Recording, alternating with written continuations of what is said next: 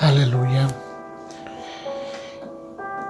Es difícil poder entender el comportamiento como sociedad de estos últimos tiempos. Claramente vemos que la sociedad de los últimos tiempos se ha ido caracterizando por delinearse en una de estas tres posiciones. Aquellos cuyos principios se basan y rigen en la ley de Dios. Aquellos que desprecian y quebrantan todo lo que se refiere a cumplir la ley. Y aquellos que les da lo mismo creer cualquier cosa y que preferentemente se mantienen en el medio, actuando entre las dos posiciones. Y no es difícil de saber como sociedad cuál es la posición que la gran mayoría han elegido a seguir, viendo como resultado el nacimiento de una llamada sociedad liberal llenos de derechos, donde vemos que el amor a mis derechos es más importante que mis propios principios, y que bajo este paraguas de excusas hemos sido testigos del surgir de movimientos que luchan para que se dicten leyes que cada vez más vayan en contra de los fundamentos divinos que rigen nuestras vidas. El primer libro de Samuel, capítulo 2, versículo 6 nos dice que el Señor es el que quita y el que da la vida. Claramente, el profeta Samuel nos describe quién es el único que tiene el derecho a dictaminar cuál es el tiempo de nuestro peregrinar en esta tierra. Pero ¿qué sucede?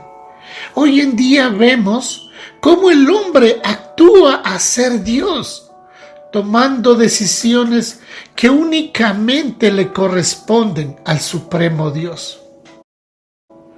Y en esa línea es muy duro ver cómo mujeres jóvenes y maduras salen a las calles gritando consignas de legalicen el aborto, tenemos derecho al aborto, tenemos el derecho a decidir sobre nuestros cuerpos porque nos pertenece, derechos a decidir a quién damos y a quién quitamos la vida, buscando un amparo que les permita delante de la sociedad un aire de legalidad.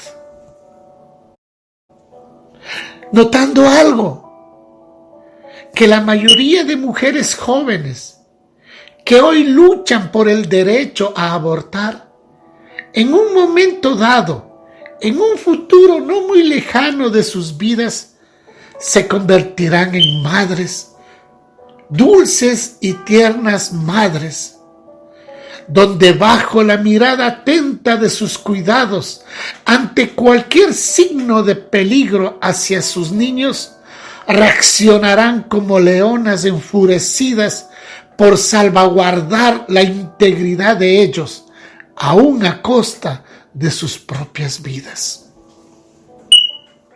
¿A dónde nos conduce esta paradoja? Que mientras a un hijo se lo defendería aún a costa de sus propias vidas, ahora por los mismos derechos que nos otorga la vida, desea deshacerse de su otro hijo mediante un aborto, únicamente porque cree que se le ha dado ese derecho a hacerlo, cayendo con esto en el absurdo de convertirnos en jueces al decidir a quién damos y a quién no le damos el derecho a la vida. En el verano de 1969, Norma McCorvey quedó embarazada de su tercer hijo, a pesar de que su matrimonio comenzaba a desmoronarse a pedazos. Tenía 21 años de edad y vivía en Dallas, donde el aborto era ilegal, como en casi todo el resto de los Estados Unidos. Entonces, teniendo las intenciones de interrumpir la gestación de su embarazo, no logró encontrar un médico que estuviera dispuesto a realizar tal práctica. Pero en cambio, el azar la llevó a conocer a dos jóvenes abogadas, jóvenes y persistentes, quienes, usando el nombre ficticio de James Rowe, la representaron e iniciaron así una demanda judicial contra el estado de Texas por negarle la posibilidad de poder terminar con su embarazo, que según su excusa fue producto de una violación.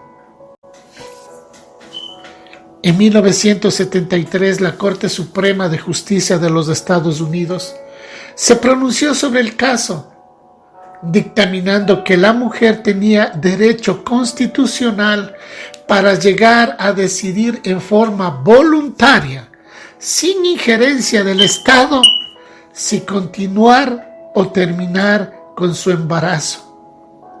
En otras palabras, se le daba el derecho voluntario de abortarlo. Como el dictamen del caso para Norma tardó en llegar, su hija, producto de este embarazo, tenía ya 2 años y había sido entregada en adopción. Con el tiempo, McCorvey se acercó a Dios y dijo que haber sido parte de la decisión de legalizar el aborto fue el mayor error de su vida. Se arrepintió completamente por lo que hizo, que solicitó a la Corte Suprema de los Estados Unidos que revocara la decisión que se dictaminó en su caso, porque lo de la violación había sido una mentira, pero no tuvo éxito en su demanda. Y hasta sus últimos días se convirtió en una ferviente militante antiabortista. No es glamoroso pasar por un aborto. Nunca tuve uno, pero he trabajado en 3 clínicas y sé lo que esto es. Fue uno de sus lemas de lucha. Aunque tarde, reconoció el impacto devastador que esta decisión ha tenido sobre nuestra sociedad actual. Millones de vidas son truncadas cada día bajo este pretexto. Cogimos la vía más fácil, rompimos la cuerda por el lado más débil, por el lado más indefenso. En vez de ser nosotros quienes deberíamos ser los que tenemos que cambiar nuestros hábitos pecaminosos, hemos utilizado la excusa de mi mal llamado mis derechos para así tener el derecho de hacer lo que no debemos hacer. Entonces, ¿en qué se basa el hombre para haberse atribuido ese derecho de decidir quién puede y quién no puede nacer? Una cosa son las leyes del hombre que gobiernan nuestra sociedad, pero otras son las leyes divinas que están muy por encima de las leyes terrenales y nunca estas pueden ser superiores a las dadas por Dios. Podemos ignorarlas, sí, pero eso no quiere decir que consecuencias obtendremos a causa de quebrantarlas. El libro de Génesis capítulo 3 versículos del 1 al 5, la escritura nos relata: pero la serpiente, dice, era astuta más que todos los animales del campo que Jehová Dios había hecho, la cual dijo a la mujer: ¿con que Dios os ha dicho no comáis de todo árbol del huerto? Y la mujer respondió a la serpiente: del fruto de los árboles del huerto podemos comer, pero del fruto del árbol que está en medio del huerto, dijo Dios, no comeréis de él, ni le tocaréis, para que no muráis. Entonces la serpiente dijo a la mujer: no moriréis, sino que sabe Dios que el día que comáis de él, serán abiertos vuestros ojos y seréis como Dios, sabiendo el bien y el mal. Eva sabía lo que sucedería si comía del fruto prohibido. Moriría. Pero la serpiente, que era astuta, dijo a la mujer: no moriréis. Sino sabe Dios que el día que comas de él, o sea, en otras palabras, el día que desobedezcas lo que Dios te ha dado como mandamiento, cuando eso suceda, serán abiertos tus ojos.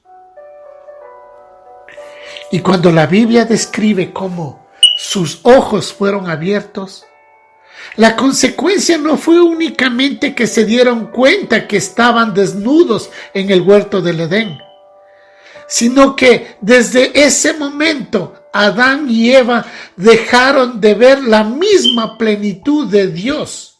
Perdieron la habilidad de ver a Dios como originalmente se les había dado, aumentando en ellos una total oscuridad en sus vidas.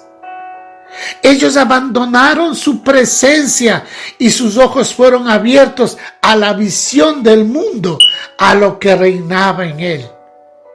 Por eso la serpiente le dijo a Eva: y seréis como Dios, sabiendo el bien y el mal.